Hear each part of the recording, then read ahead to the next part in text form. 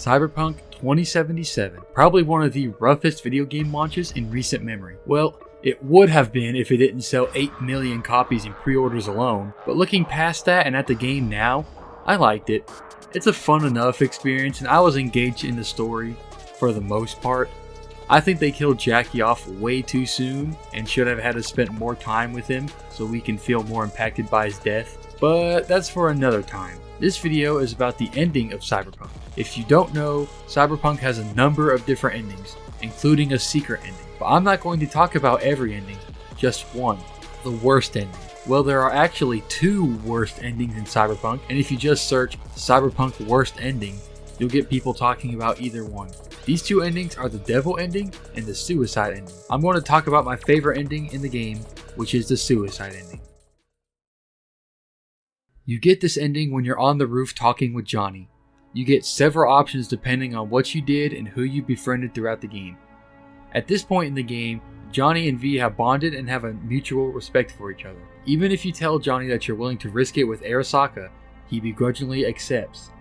He fights back at first, but he knows it's your body, so you had the final decision. You absolutely sure? Going back to the point of the video, one of the options is to throw away the pills that will either put Johnny in control of V's body or make Johnny disappear from V's consciousness. If you do this, V tells Johnny that there is another way out and says that it is the least bloody option and that it would protect everybody they know. Cleanest, least bloody option. It's the only way that nobody else will die. And they're right, the suicide option is the only ending where there is no bloodshed, besides the secret ending that is. At first it sounds like V is making good points. Are V and Johnny worth it? Are their lives more valuable than the friends they've made? Is it worth the risk without even knowing if they'll succeed? And Johnny seems to think so too. He pushes back against the idea, citing everything they went through to get this far, but he agrees that V may really have a point. Is it time? You know, it really is beautiful. Been nice working with you, V. Yeah. With you too, Johnny. And after the two share a goodbye, we step away from them and stare into the sky of Night City, and then...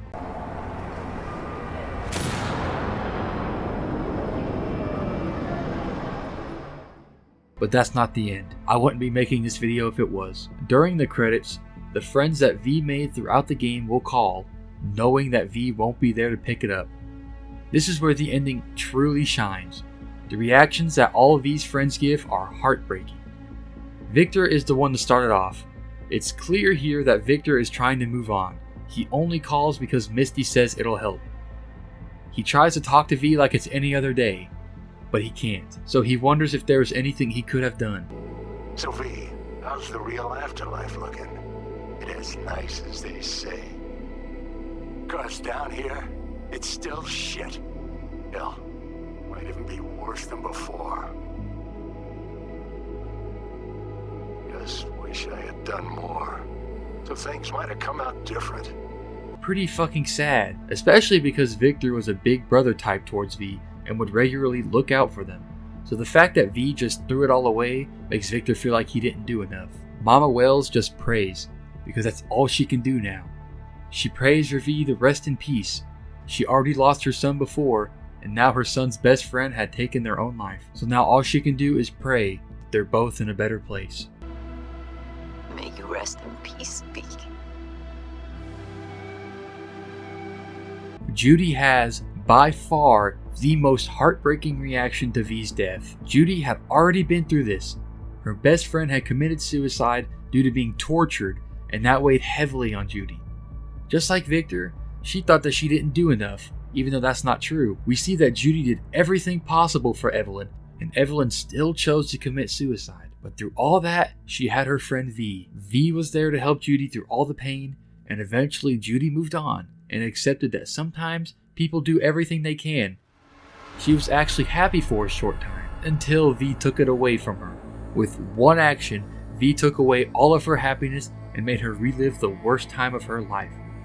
V showed her that she did not do enough and that she failed, and now she lost her only friend. She spends most of her time thinking about V everything they've done together, how V helped her, and how she couldn't help V. She ends the call, unable to even finish her thought without breaking down. Still, V. Did you even think about,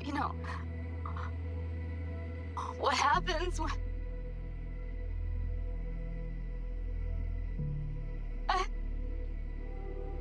Shit, I can't do this. I've seen some people call Panam a bitch for how she acts in her call to V, but I think that's incredibly stupid.